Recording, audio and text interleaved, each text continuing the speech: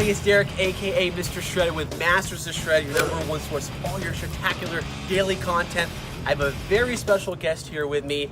He is a man of many hats. He is a world-renowned hand model, and he is an amateur surgeon, but you may know him best for his bone-crushing riffs and shred-licious licks. Give it up for the one, the only Baron Von Bielski, Jason Bieler. I gotta tell you, that's the greatest intro I've ever had. I think we should end it right now while it's on a high note. I appreciate It your was a time. great interview. This was really good. That's really good. I appreciate it. So you're actually here right now. We are in Boca at the Funky Biscuit for an acoustic set. Yes, sir. And what can fans expect? You got some more dates like this lined up. I don't even know what to expect. Therefore, I think it's going to be a real surprise for the fans. That's the way I plan things out. If I don't know what I'm doing, how can anybody else possibly be ready for it? And those are the best kind of shows. Very spontaneous. In theory.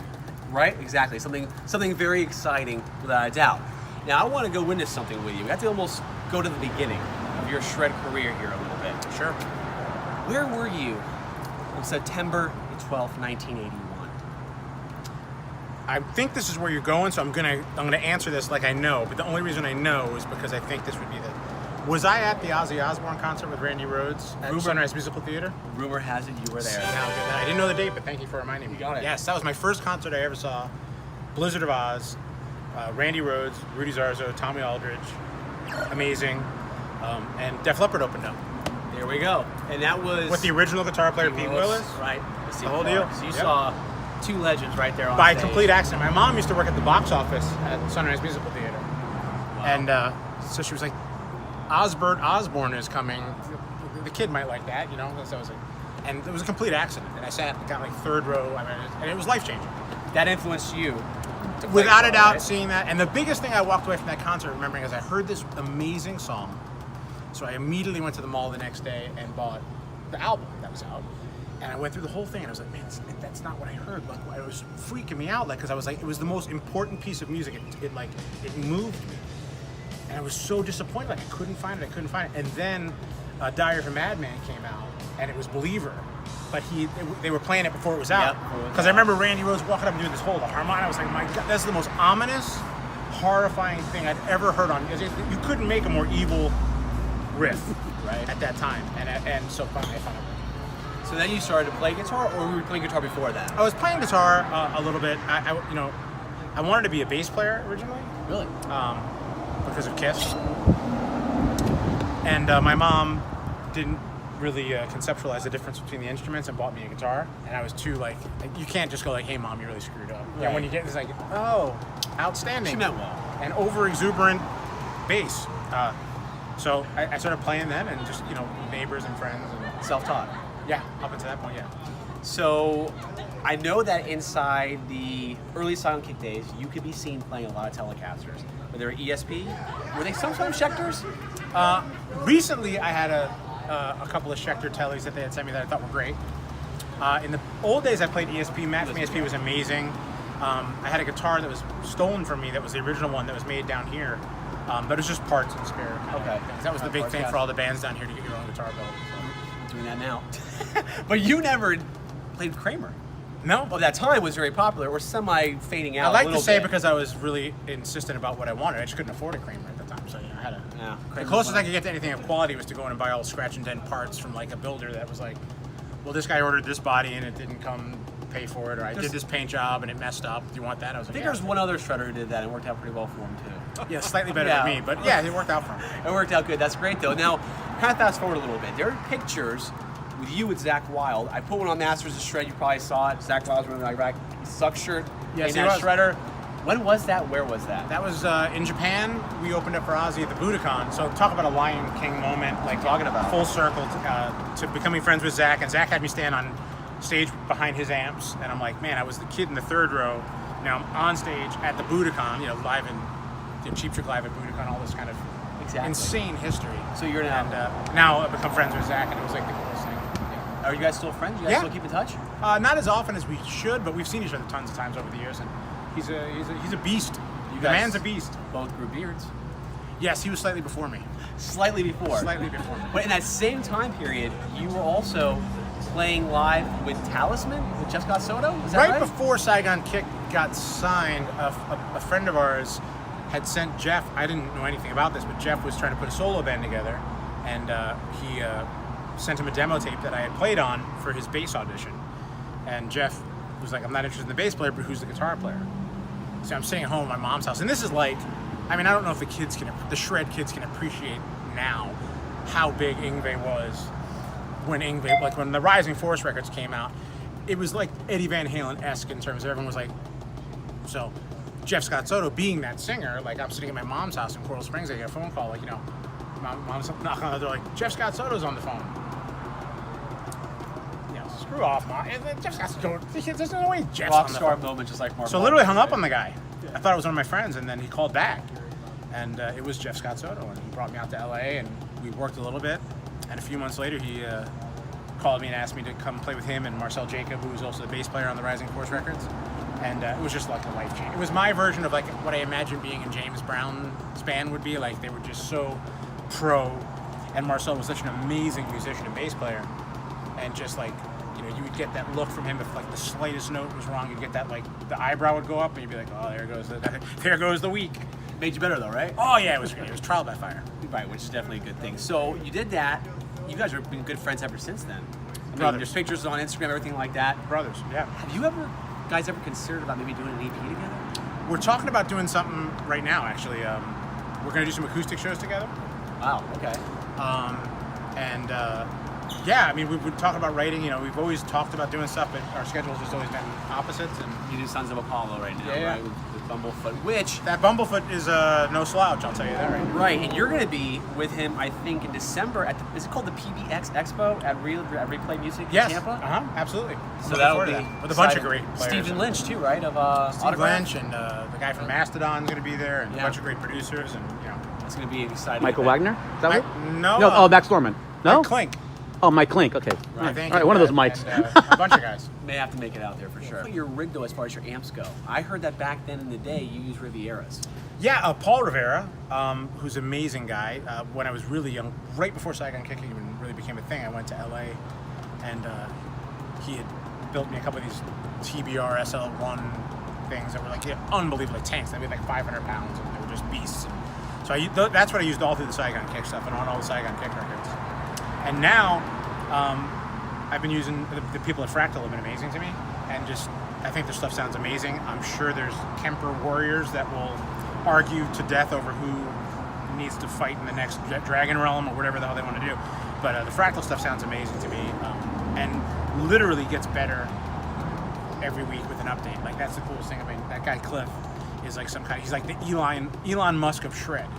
Right. Where every week there's some kind of new update firmware. He's constantly tweaking the stuff, so the amps sound great. So that's and I actually when I saw you do a demo 2 years ago at Guitar Hero headquarters. Yeah. Yeah, that was way before Masters of Shred. I think it was just an inception in my mind at that point. See, I'm glad I was nice to you. Now, Right? like, he's got the biggest website in the world. If I would have been one of those, get out of Instagram here. page at least. But no, that's great. I remember you were using it then. But so I guess a question I gotta get to right now is, what's your favorite Michael Douglas movie? Well, I'm gonna roll Basic Instinct, and I'll tell you why. To give you a little insight here, we were signed to Michael Douglas's label, as you're hinting at. Third but Stone. we went to meet Michael Douglas for the first time, and two major things happened that day. Michael was super cool and a real musicologist. A lot of these people get in, oh, it's fun to have a label. I'm really rich. I'm a movie star. I can do whatever I want. Michael was like, just a doctorate of Hendrix. Like, knew every outtake and weird thing, and was really a musicologist. So he was a great guy to deal with. And he comes up and we're talking, and then he's walking out there. And he comes up and he starts talking, and then he goes to us. He goes, "Do you guys want to come downstairs real quick to meet this girl?"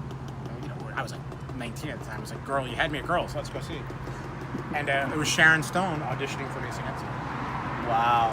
I thought I had the part, but they went a different way. You like It's a blondes cutthroat- apparently better, so. It's a cutthroat business, the movie, I tell you. But Now, but were you a little apprehensive in signing a contract with him, knowing he was hot off the press from Wall Street, Gordon Gekko? Were you a little... we signed to Atlantic first, Jason Flom. Okay. We originally signed to those guys. That too, and right? then they kind of were merging at the time with Third Stone, and it was an open discussion. But I tell you, with all the horrible things people have said about these vanity labels and different celebrities running them, like Michael's the real deal. I mean, he was super cool, it was weird arguing with him about video concepts or things like that because you lose the fact that, okay, you may have the upper hand here in film knowledge, sir. But, Right. But I mean, totally open to our input, and showed up at shows, and you couldn't ask for a better situation. Well, it seems like, I want to bring this up, there's a drastic change in the sound between Lizard, the first Saigon Kick album, and then you get into the Water. Mm-hmm. What influenced that 93 album, Water? Well, I think Matt leaving during the beginning of the writing and recording process obviously had a major impact. I've just always been into music, so to me, I mean, I'll listen to Meshuggah and Barry Manilow. It doesn't matter to me. Like, if it's a good song, it's a good song. Like, I don't care what genre you're from. To me, if it touches me, or I don't mean it appropriately, but if it moves me is maybe a better way of phrasing that, I'm in. And Right. that's the way I wrote. So at the time, looking back now, it's like such a stupid thing to have done and assume that the world will just let you do whatever you want to do, however you want to do it. And if you're, but I think because of that, which is true of all the Saigon Kick records to a certain extent, because of that, I think the records are more relevant now than they were at the time. Like, they seem to have had a little bit better shelf life because they weren't just hair metal, or they weren't just, grunge, or they're not really we managed to piss off everybody. So, like, the grunge bands didn't like us, the hair metal bands didn't like us. We went to float in this nebulous sea of, like, Extreme and King's X kind of area. Very comparison. And I will tell you, for the younger shredders out there, if you have never heard Water by Saigon Kick, 1993 album, you need to get it. It is as relevant today as it was then. The grooves are incredible. The rhythms, the melodies, the riffs, Torture, One Step Closer, You Will Thank Me. You need to check that out, okay? You're being way too kind. No, it's the truth. But keep I going, still keep listen to going. it in my I'm not car. done. I mean, Yeah, when it's you were great. mine. I When didn't you were mean mine. stop. So, And I love you. it was great. So, I have to ask you, if you had to define shred, how would you define it? For me, it's just a guy who's the real deal. Like, tone, touch, feel. I mean, whether it's 8 million miles an hour or not, I mean, that stuff doesn't really interest me. Any more than it would interest you, oh my God, here's a guy typing at light speed. It's like, great, but at the end of the day, I'm more concerned with what he's written than how fast he's typing it. Right. So there's a lot of YouTube mechanics that just go on, like, okay, no matter what you're doing, there's a 4-year-old in Guam that's doing it twice as fast and more accurate. So, whether it's a John Mayer, Jeff Beck, Jimmy Herring, or the guys in Meshuggah, or Yngwie, or Eddie Van Halen, or any of the guys you feature, like, we all know the real deal. And when a guy can really play and has that tone and command of the note, let alone the multiple notes, whether it's David Gilmour or Guthrie Govan, I mean, I'm in. The same thing I feel about music. It's like we all know when it's real or when it's just a guy who kind of can do it. Right. I think that a lot of those players you mentioned too have their own characters within the playing, sure. their own the style, but the character, they're guitar heroes. And that's what I think they've really carried on for decades, honestly, doing this. Big question, I'm sure you've been asked this a lot. You probably can guess what it is. You referenced the Saigon Kick. Is there any idea of any new material possibly in the future? No. Long answer is I think everyone's doing a bunch of stuff. I don't have an interest in going backwards, and no one has an interest in just doing a record because we've been offered money to do a record, or it would be the thing of the moment. And I look at it like, as a fan of bands or whatever, I want to make sure that whatever we would do would meet the expectations. Like, I'm a Jane's Addiction fan, or I'm a this fan. If they have a new record coming out, like, it better be great. And people have waited so long for it that we'd have to really dedicate a lot of time to make sure it was deserving of people's attention. Right. And I hate the whole, like, we re-queued this slightly, so buy it for $30, or I'm not into that stuff. So if we ever got to the point where we felt like we're in a great space creatively and we wanted to do something that pushed the envelope, maybe. Are there any modern day, newer, younger shredders that you're a fan of at all, or have you been out of the shred run? I listen to all of this stuff. I try to pay attention. But there's bands I'm into, like the Periphery guys, I think, shred. No pun intended. Haken is a band I think is really, really, I don't know if you've heard of them. Haken. That actually does sound familiar. They're really interesting stuff. Really? Band out of Boston, I think, called Bent Knee. Really interesting stuff where the playing is really next level. But they're also writing songs. So to me, at the end of the day, that's the thing for me. It's like, if you can play one note, but it's a great song, I'm in. If you can play a billion notes and there's no feel or nothing going on, it's just a matter of a mechanical exercise, that's not as interesting to me. So there's got to be, at the end of the day, the reason why David Gilmour is David Gilmour is not because of the solo from Comfortably Numb. It's because of Comfortably Numb. Right. You know what I mean? That's why we all sit back and go like, and that's the vehicle for that kind of emotional solo or something that has that kind of impact. You know, you put that song over some crappy metal tune and we would never even think of it. Right. We would never mention it. We would go, oh, that's the greatest guitar player of all time. Right. You know, or even the Neil Schon solos, to me, those are amazing. Those are songs. When your wife or girlfriend or boyfriend or whatever gender may be available to you is in the car humming the solo to something, that's when you're on to something. That's when you know you have good. That's when you have a good That's song. when you can hum it back. I mean, November Rain. I put Slash stuff on. A lot of people go, and you know who you are. Slash is not a shredder. Some people say he's garbage. What do you guys? I don't understand why they say that, but bottom line is he's got great feel. songs within songs, people. That's what you get. It lasts, you know. So that's great. You know, put on a Neil Schon solo, and everyone, if you watch, especially girls, that's the problem with shredders. We tend to like Viking out and sit around and eat turkey legs. But you know, play a shred solo, you know, and you won't see a woman do anything other than maybe. Oh, please. No one, you know, but if you play like, you know, a Neil Schon solo or a Journey song, like, you know, they'll all be like, and that to me means you did something. And it's not about just the fast or slow part. It's just there's something that touches people appropriately. Absolutely. Now, where can followers follow you at on Instagram? I've gone nuts with my social media. I am under Jason Bieler almost everywhere. That's crazy, but I thought, like, don't do what everybody else is doing. Use your name so like Instagram at Jason Bieler, Twitter at Jason Bieler. No underscores. No, dots. I didn't do anything. I figured, you know, I was tempted, but It's a thing to do. And what about Facebook? Facebook, Jason Bieler Music is the official page, whatever that means, and then I have a personal page too. So wherever you hit me up. Exactly. And don't forget, he's doing some more acoustic shows next month, November, in Tampa. I'm in LA. I'm in Tampa. I'm going to be going to London, Paris, Chicago again, all over. So all the dates are on the pages. Check those out. Do me a favor, check out those Saigon Kick albums I told you about. If you don't know, we're also going to get more of your stuff up on the page. For sure, man. So we got to work together on getting you more vids out there, because this guy's incredible. And I put a little taste out there, but you're going to get the full effect. To be included in the pantheon of shreds. The award, you didn't bring it? I thought just Photoshop Yeah, the there we award go. in later. Well, yes. I just want to say to all of you fans that this was unexpected. Quite frankly, it should have happened way sooner. But I appreciate it. And kids, if you're watching, go to bed. Thanks for tuning in, guys. Hope you enjoyed. Follow us at Masters of Shred. You can follow me personally at Mr_Shred_. And thanks for tuning in. Maybe I need an underscore. That'll fix my whole career.